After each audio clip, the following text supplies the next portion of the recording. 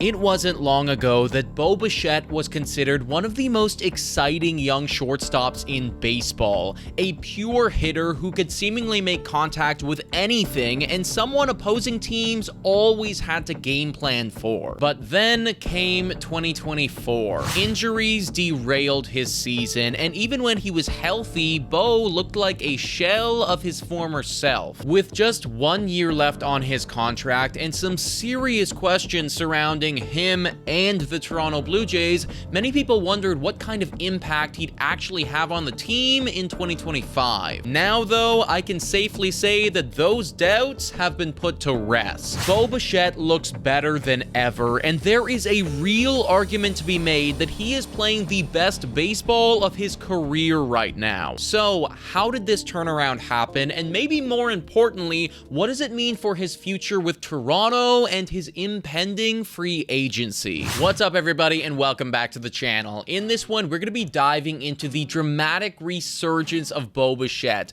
talking about what it is that he's doing well right now and what his future might actually look like with free agency looming. I even went so far to reach out to Keegan Matheson, a good friend of the show, to get his exclusive insight on what Bo Bichette could be worth on the open market, and I will be sharing what it is that he said to me later on in this video. Before we get into it, I encourage you guys to hit the like and smash the subscribe button if you enjoy Blue Jays content and discussion so you don't miss any future videos. Alright folks, let's get into it. So let's start by talking about what Bo Bichette is doing well right now, and my goodness gracious, he's doing a lot of things well. At the time of recording this video, Bo Bichette is batting .299 with an on-base of .340, a slugging of .469, and an OPS of .809. Those are obviously solid numbers, but they don't actually tell the full story about how good Bo has been this year. A more telling stat is the overall production from Bichette.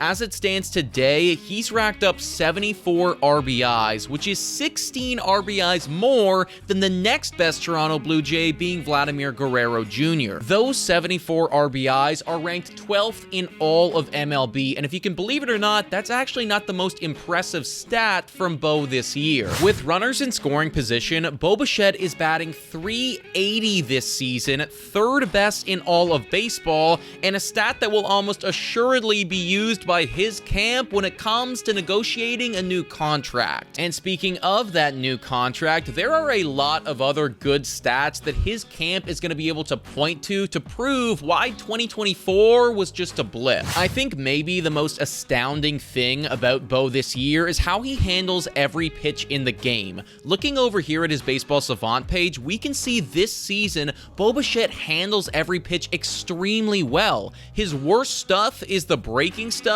but he's still hitting .278 on that pitch, which is phenomenal. We can even go deeper and see the 5 pitches Bo gets thrown the most: the four-seamer, sinker, slider, cutter, and changeup.